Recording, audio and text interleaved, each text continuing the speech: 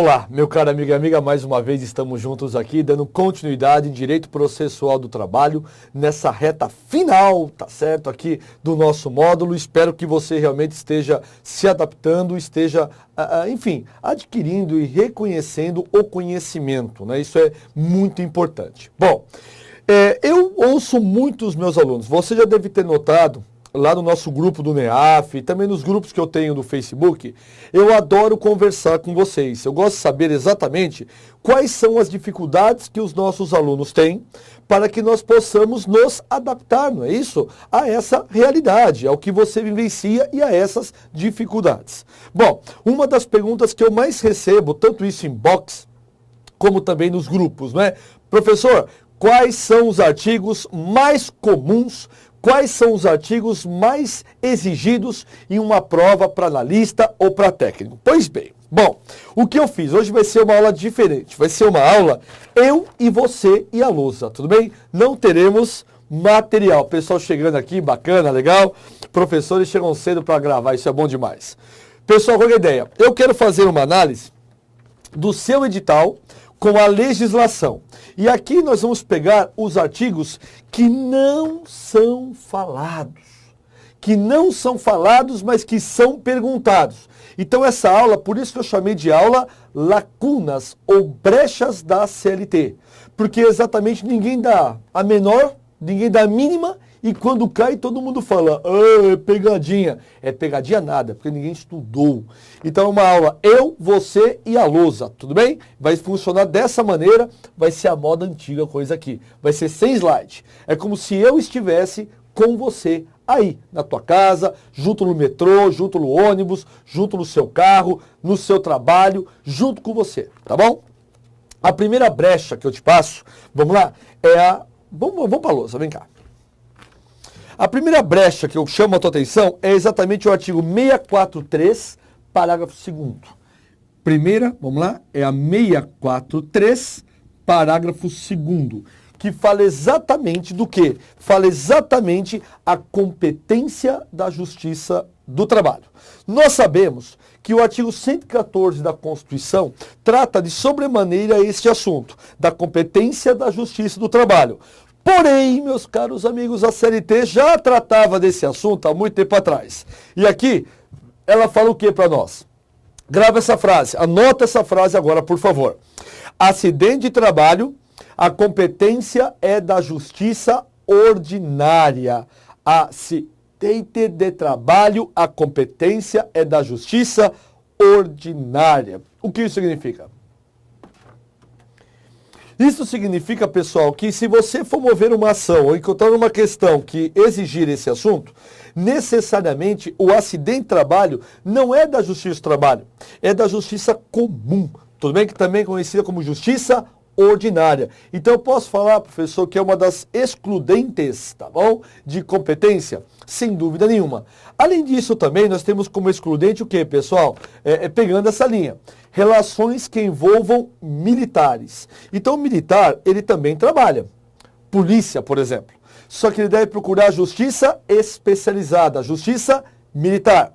Outro exemplo que eu te chamo a atenção, justiça desportiva. O que seria justiça desportiva, pessoal? Justiça desportiva é aquela justiça que vai julgar atletas profissionais. Aqui são várias as competências. A primeira é a seguinte, se envolver relação de emprego e verba trabalhista, a justiça competente é a Justiça do Trabalho. Se envolver punição ou competição, punição ou competição, é a Justiça Desportiva competente. Se envolver patrocínio, publicidade, é a Justiça Civil. E se envolver crime de racismo ou qualquer outro tipo de crime, é Justiça Criminal. Então nós temos 4 órgãos que o atleta pode procurar.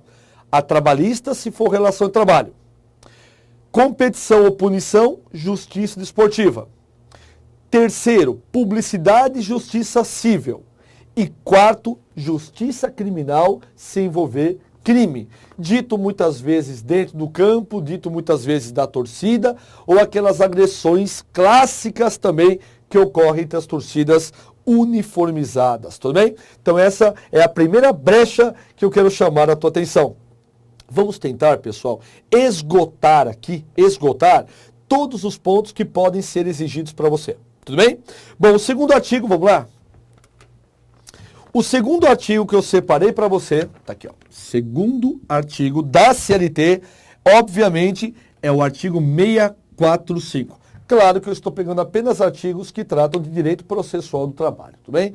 Em direito do trabalho, eu também vou fazer esse mesmo trabalho com você. Desculpa o pleonasmo, mas não tem jeito, né? Trabalho, vai embora, né? Pessoal, é o seguinte, o 645 fala o quê? Serviço da Justiça do Trabalho é obrigatório, salvo justo motivo. Como assim? É mais ou menos assim, pessoal. É mais ou menos da seguinte maneira. O serviço da Justiça do Trabalho, como por exemplo, pessoal, testemunha, como por exemplo, comparecimento das partes, como por exemplo, perícia, é um serviço obrigatório. A parte não pode se recusar a fazê-lo, exceto, aí vem a dica, se for por justo motivo. Exemplo, eu estou doente. Como é que eu vou comparecer numa audiência? Não tem como, tá certo, senhores? Não tenho condições de comparecimento. Obviamente que temos um prazo de 5 dias para justificar para o juízo. Tudo bem? É o artigo 645 da CLT que trata deste assunto. Outra observação, vamos para o terceiro artigo. O terceiro artigo que eu quero chamar a atenção tua, meu caro amiga, é o artigo 648. Vamos lá? 648. Ele fala sobre o que para nós?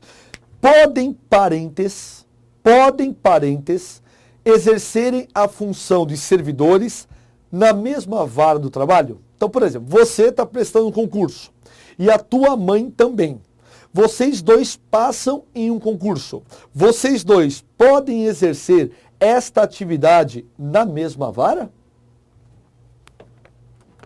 Uma ótima pergunta, né? Pouca gente fala desse assunto.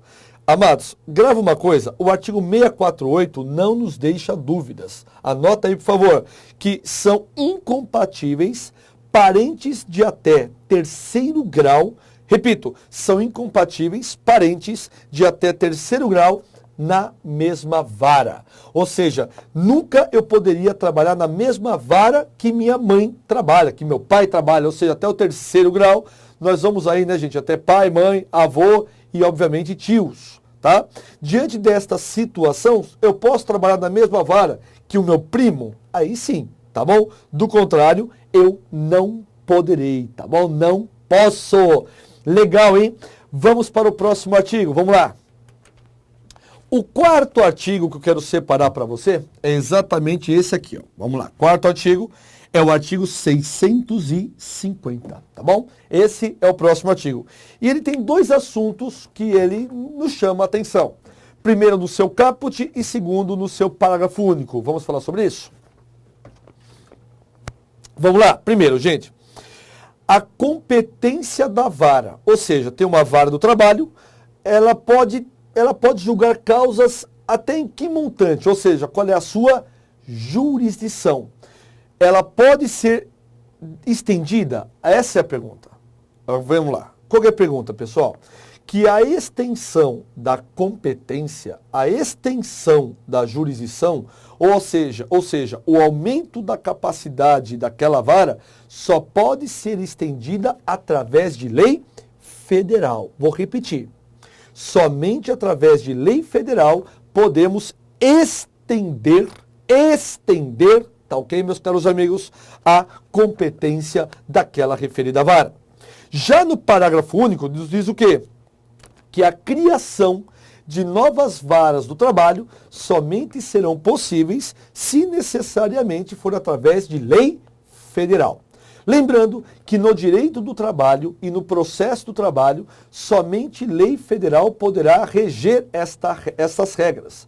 Ou seja, pessoal, nessas duas áreas, somente lei federal poderá reger. Em outras palavras, para eu aumentar ou para eu criar a competência ou uma nova vara do trabalho, tem que ser através de lei federal. onde estiver na questão lei estadual, lei municipal, concorrente, supletiva, é totalmente falha, tudo bem? Aqui necessariamente lei federal feita pela Câmara, Senado, sanção presidencial. Vamos para o próximo artigo. Vamos falar de assuntos que não é muito falado, não é? Vamos falar do 655, vamos lá, quinto. Vamos falar do 655. O que nos fala o 655, pessoal? É a posse do juiz do trabalho. O que eu tenho que saber acerca da posse, não é? Do juiz do trabalho, pessoal? O juiz do trabalho, ele toma posse perante o presidente do TRT. O juiz do trabalho, uma vez aprovado em concurso, ele tomará posse sempre na presença do presidente do TRT. Normalmente, nas questões, eles tiram a palavra TRT e, claro, colocam a palavra TST, tudo bem? E tem mais uma dica. É o presidente do TRT naquela jurisdição. Então, por exemplo, se eu passei aqui no concurso do TRT da segunda região, obviamente quem vai me dar posse é o presidente do TRT, Dr. Wilson, da segunda região. Claro? Então tem que ser da mesma região. Tudo bem? Vamos dar sequência. Próximo artigo. O sexto artigo que eu separei para vocês aqui, meus caros amigos, é exatamente esse aqui. Tudo bem? É o 657. 657. E o que trata, pessoal, o artigo 657?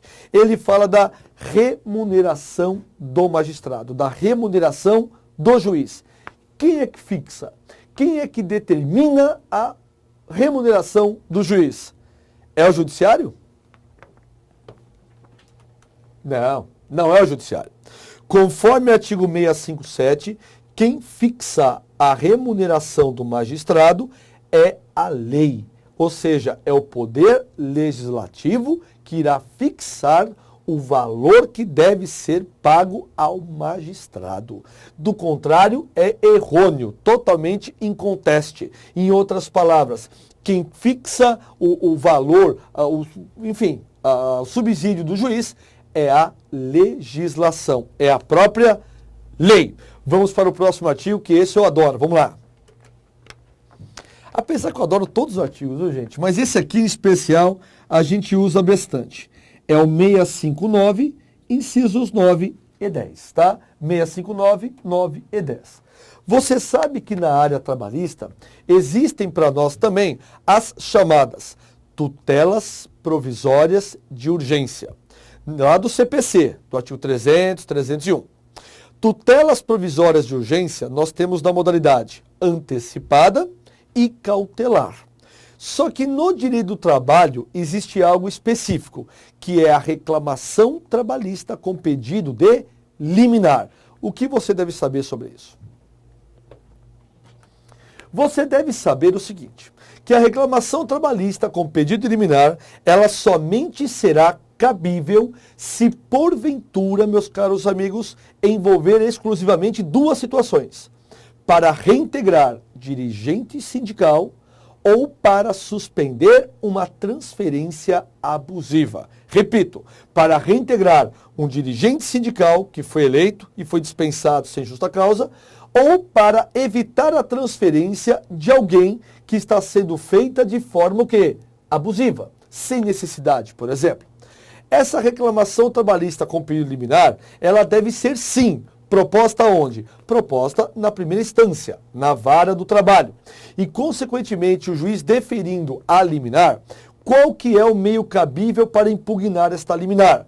É através de um mandado de segurança. Porque você sabe que decisões interlocutórias na área trabalhista não é passível de recurso. Repito, decisões interlocutórias da área trabalhista não são passíveis de recurso, exceto, meus caros amigos, se porventura, atenção nisso, hein? Exceto se porventura envolver valor da causa, aí caberá pedido de revisão, tá certo? Agora, claro, gente, e outra, nós temos também agora a hipótese da desconsideração da personalidade jurídica, tá bom? É cabível impugnar essas decisões? Agora é. Através de agravo de petição, se for a fase de execução, e através de agravo interno se o pedido for feito originariamente no tribunal. Lembrando, pessoal, que dessas decisões, que são as liminares que nós estamos falando, só cabem nessas duas hipóteses, são as duas cautelares na CLT, tá bom? Com isto, eu fecho o nosso primeiro bloco de lacunas da CLT, tudo bem? Pessoal, paro por aqui, volto já nessa mesma pegada, teremos aí pelo menos mais 3 aulas nessa mesma linha, tudo bem? Abraço, até mais.